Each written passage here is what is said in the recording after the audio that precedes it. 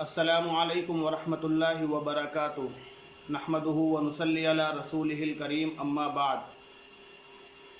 محترم ناظرین، جیسے جیسے ملک کے اندر لاک ڈاؤن بڑھ رہا ہے ویسے ویسے مسلم معاشرے کے اندر عید کی نماز کو لے کر ایک بے چینی اور ایک فکر مندی نظر آ رہی ہے۔ لوگ سوال کر رہے ہیں کہ اس لاک ڈاؤن میں عید کی نماز کس طریقے پر ادا کی جائے گی، آیا مسجد کے اندر ادا کی جائے گی یا گھروں کے اندر رہ کر ہی ادا کی جائے گی؟ اگر گھروں کے اندر رہ کر ادا کی جائے گی تو پھر عید کی نماز کے ادا کرنے کا طریقہ کیا ہوگا؟ اس سلسلے میں چند باتیں آپ حضرات سے عرض کرنی ہیں۔ سب سے پہلے آپ حضرات یہ سمجھ لیجئے کہ عید کی نماز ہر ایک مسلمان عقل مند، بالغ، آزاد، مقیم مرد پر واجب ہے۔ عورتوں کے اوپر یہ نماز واجب نہیں ہے۔ ایسے ہی عید کی نماز کے صحیح ہونے کے لیے ان شرائط کا پایا جانا ضروری ہے جو شرطیں جمعہ کی نماز کے صحیح ہونے کے لیے ضروری ہیں۔ جمعہ کی نماز کے صحیح ہونے کے لیے 7 شرطوں کا پایا جانا ضروری ہے، لیکن ان 7 شرطوں میں سے چند شرطیں ہیں جن کے ساتھ عید کی نماز صحیح ہو جاتی ہے۔ وَتَصِحُّ صَلَاةُ الْعِيدَيْنِ بِمَا تَصِحُّ صَلَاةُ الْجُمُعَةِ إِشَارَةٌ إِلَى الْمِصْرِ وَالسُّلْطَانِ وَالْإِذْنِ الْعَامِّ۔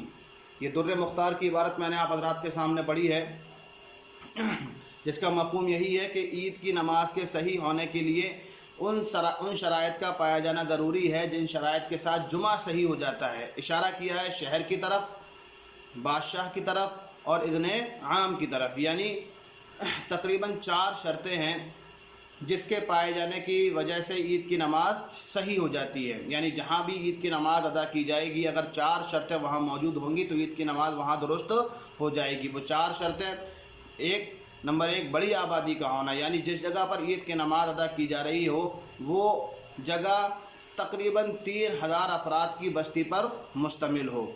دوسری شرط، اس بستی میں کوئی حاکم، اس شہر کے اندر کوئی حاکم یا حاکم کا قائم مقام ہو جو اجازت دینے والا ہو۔ تیسری شرط، عید کی نماز بجماعت ادا کی جائے، یعنی جماعت کے اندر تقریباً امام کو ملا کر 4 افراد موجود ہوں۔ چوتھی شرط، اذن عام ہو، عام اجازت ہو، یعنی ہر ایک شخص نماز کے اندر شریک ہو سکتا ہے۔ تو اب جہاں بھی یہ 4 شرطیں پائی جائیں گی وہاں پر عید کی نماز کا ادا کرنا صحیح ہو جائے گا۔ اب ایک سوال یہ بھی ہے کہ عید کی نماز کا صحیح طریقہ کیا ہے؟ عید کی نماز گھروں کے اندر کس طریقے پر ادا کی جائے گی؟ تو سب سے پہلے یہ سمجھ لیجئے کہ عید کی نماز کا وقت جو شروع ہوتا ہے وہ سورج کے نکلنے کے تقریباً آدھے گھنٹے یا پون گھنٹے کے بعد شروع ہو جاتا ہے۔ یعنی جب سورج نکل آئے تو آدھا گھنٹہ گزر جانے کے بعد یا پون گھنٹہ گزر جانے کے بعد لوگوں کو چاہیے کہ عید کی نماز ادا کر لیں۔ لیکن اگر کوئی شخص سورج نکلنے کے 15 منٹ کے بعد یا 20 منٹ کے بعد نماز ادا کر لیتا ہے تو بھی نماز ادا ہو جائے گی۔ عید کی نماز ادا کیسے کرنی ہے؟ عید کی نماز کے اندر چند فرق پائے جاتے ہیں دیگر نمازوں کے مقابلے میں۔ جیسے ہم دیکھتے ہیں کہ عام نمازوں کے اندر یعنی فجر، ظہر، عصر، مغرب، عشاء، جمعہ کی نماز کے اندر جمعہ کی تمام نمازوں سے پہلے اذان بھی کہی جاتی ہے اور اقامت بھی کہی جاتی ہے، لیکن عید کی نماز کے اندر عید کی نماز سے پہلے عید کی نماز کے لیے نہ تو اذان کہی جاتی ہے اور نہ ہی جماعت کھڑی ہونے سے پہلے اقامت یعنی تکبیر کہی جاتی ہے۔ ایسے ہی دیگر نمازوں کے اندر کسی قسم کی زائد تکبیریں نہیں ہوتی ہیں، لیکن عید کی نماز کے اندر 6 زائد تکبیریں پائی جاتی ہیں۔ 3 زائد تکبیریں پہلی رکعت کے اندر قرات کرنے سے پہلے اور 3 زائد تکبیریں دوسری رکعت کے اندر قرات کرنے کے بعد۔ تو یہ زائد تکبیریں بھی عید کی نماز کے اندر پائی جاتی ہیں۔ ایسے ہی جمعہ کی نماز کے اندر خطبہ ہوتا ہے عید کی نماز سے پہلے، اور یہ خطبے کا دینا واجب ہوتا ہے، یعنی اگر کوئی شخص جمعہ کی نماز سے پہلے خطبہ نہیں دیتا ہے تو اس کی جمعہ کی نماز درست نہیں ہوگی۔ لیکن عید کی نماز کے اندر جو خطبہ ہوتا ہے یہ عید کی نماز کے بعد ہوتا ہے، اور اس عید کی نماز کے اندر خطبے کا دینا مسنون ہے، سنت ہے۔ مطلب یہ ہے کہ اگر کوئی شخص عید کی نماز پڑھانے کے بعد خطبہ دینے پر قادر نہ ہو اور وہ خطبہ چھوڑ دے تو اب عید کی نماز کے اوپر کوئی فرق نہیں پڑے گا، عید کی نماز ادا ہو جائے گی۔ لیکن بہتر یہی ہے کہ عید کی نماز کے بعد چند الفاظ ہی صحیح خطبے کے طور پر پیش کرنا زیادہ بہتر ہے تاکہ سنت پر عمل ہو جائے۔ تو یہ چند فرق ہیں دیگر نماز اور عید کی نماز کے درمیان میں۔ تو لہذا جو شخص اس لاک ڈاؤن کے ماحول میں گھروں کے اندر عید کی نماز ادا کرنا چاہتا ہے اس کو ضروری ہے کہ وہ ان شرائط کا خیال رکھے اور ان فروق کا خیال رکھے، ان فرق کا خیال رکھے اور ان فرق کو سامنے رکھتے ہوئے، شرائط کو سامنے رکھتے ہوئے گھروں کے اندر عید کی نماز ادا کرے۔ لیکن اس بات کا خیال رکھے کہ یہ حکم یعنی گھروں کے اندر عید کی نماز یا اس لاک ڈاؤن کے ماحول میں جمعہ کی نماز ادا کرنے کا یہ حکم صرف وقت کے اعتبار سے ہے، حالات کے اعتبار سے ہے۔ عام حالتوں کے اندر یہ حکم نہیں دیا جائے گا، بلکہ عام حالت کے اندر حکم یہی رہے گا کہ عید کی نماز ہو یا جمعہ کی نماز ہو مسجدوں کے اندر ہی ادا کی جائے گی، تاکہ عید اور جمعہ کی نماز کی جو عظمت اور اہمیت ہے یہ باقی رہے۔